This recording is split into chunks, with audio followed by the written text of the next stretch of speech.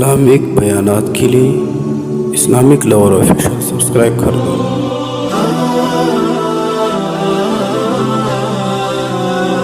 کہے کہ ہمارا رب اللہ ہے، پھر اس پر جم جائیں، ان پر فرشتوں کا نزول ہوتا ہے، نہ کوئی غم کرو نہ خوف، خوشیاں مناؤ جنت کی جس کا تم سے وعدہ کیا گیا تھا۔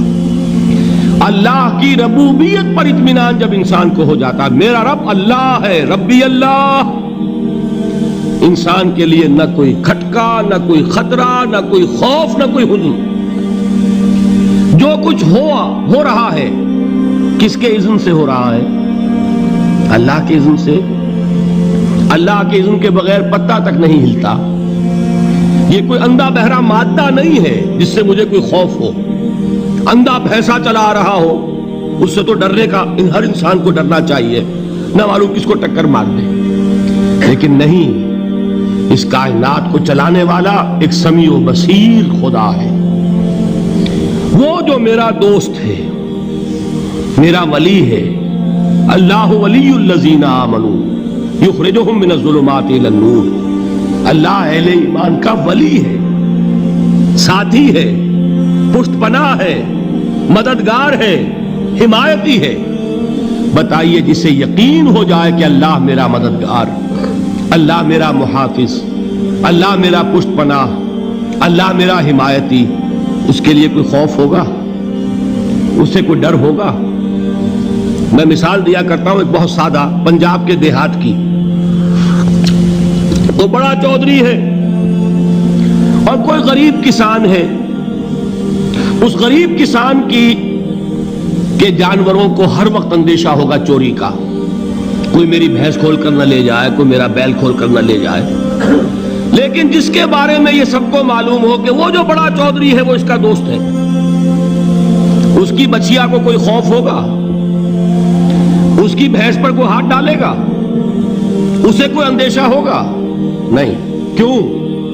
کہ وہ بڑا چودھری، بڑا اس کا یہاں کا سردار، جاگیردار، سب کو معلوم ہے وہ میرا دوست ہے، کوئی میرے خلاف اقدام نہیں کر سکتا۔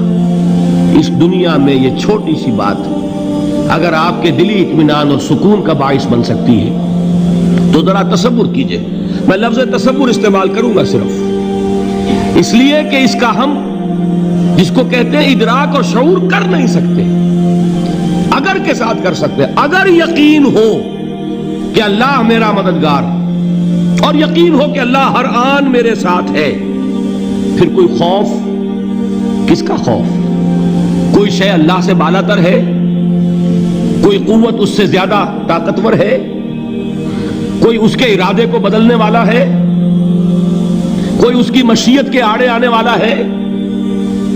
یہی بات ہے جو حضور نے فرمائی، یہ ایمان کا حاصل ہے لب لباب، کہ دیکھو اچھی طرح اس بات کو ذہن نشین کر لو۔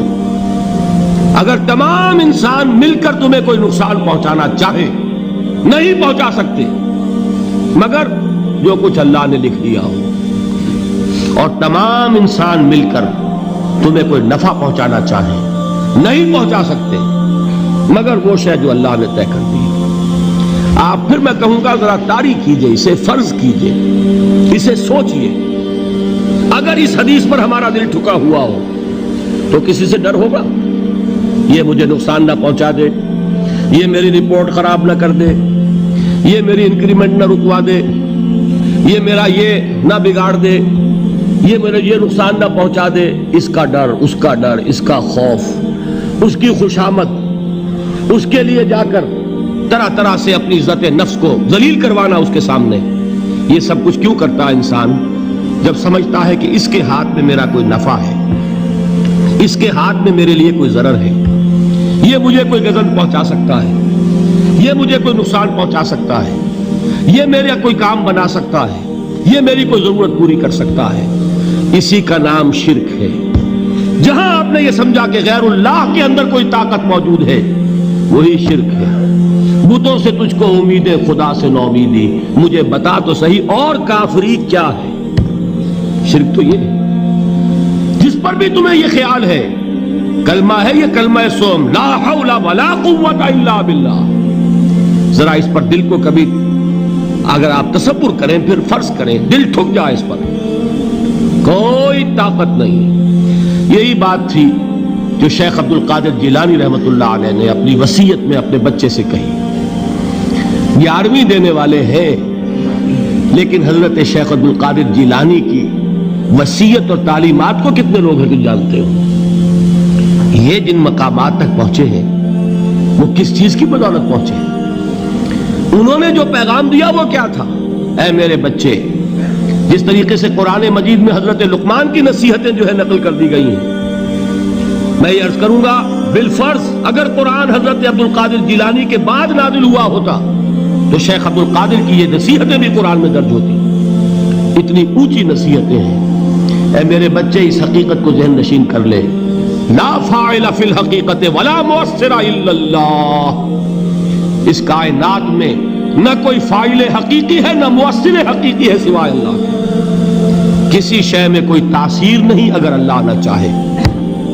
آگ جلا نہیں سکتی اگر اللہ نہ چاہے، پانی ڈبو نہیں سکتا اگر اللہ نہ چاہے، زہر ہلاک نہیں کر سکتا اگر اللہ نہ چاہے، کوئی چیز فائدہ نہیں پہنچا سکتی اگر اللہ نہ چاہے۔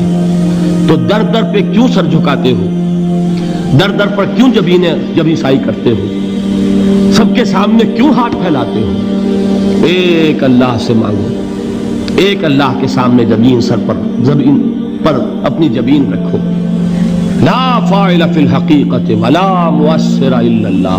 نظر آتا ہے ہمیں کہ پانی پیاس بجھا دیتا ہے، پیاس بجھانے کی صلاحیت پانی میں نہیں ہے، اللہ کے اذن سے۔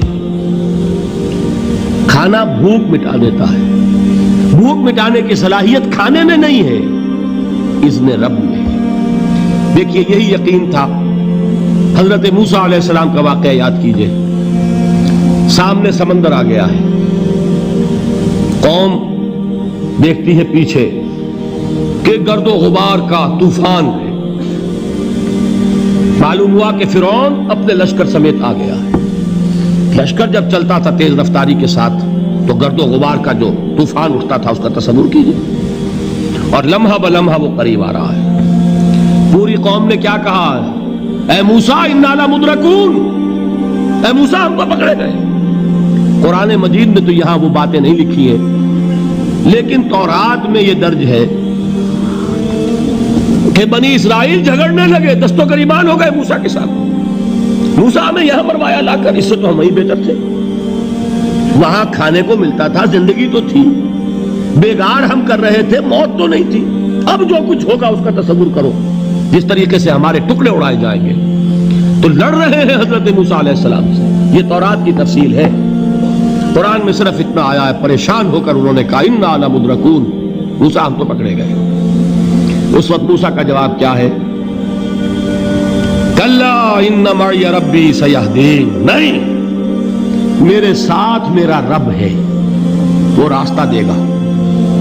بتائیے کہاں راستہ نظر آ رہا ہے؟ یہ ہے ایمان بالغیب۔ راستہ نظر نہ آئے تب اللہ پر یقین ایمان ہے۔ جیب میں پیسے ہوں اور تب دل کو اطمینان ہے تو ایمان کس پر ہوا؟ پیسے پر، اللہ پر نہیں۔ جب وسائل و ذرائع نہ ہوں اور پھر یقین ہو کہ اللہ مسبب الاسباب ہے، وہ اسباب کا پابند نہیں ہے، وہ اسباب کا محتاج نہیں ہے، اسباب اس کے محتاج ہے۔ اگر یہ یقین ہے تو اللہ پر ایمان ہے، یہ نہیں ہے تو تمہارا ایمان اسباب پر ہے، وسائل پر ہے، ذرائع پر ہے، مادیات پر ہے، اللہ پر نہیں۔ اس وقت کہاں راستہ تھا؟ کوئی راستہ تھا؟ سمندر ہے اور ادھر سے لشکر آ گیا ہے۔ کلا ان معی ربی سیہدین۔ اب دیکھیے ایمان کہہ دینا آسان ہے، ہوا معکم اینما کنتم، جہاں کہیں بھی تم ہوتے ہو اللہ تمہارے ساتھ ہوتا ہے، لیکن اس کا یقین قائم ہو جائے تو زمین و آسمان کا فرق واقع ہو جائے۔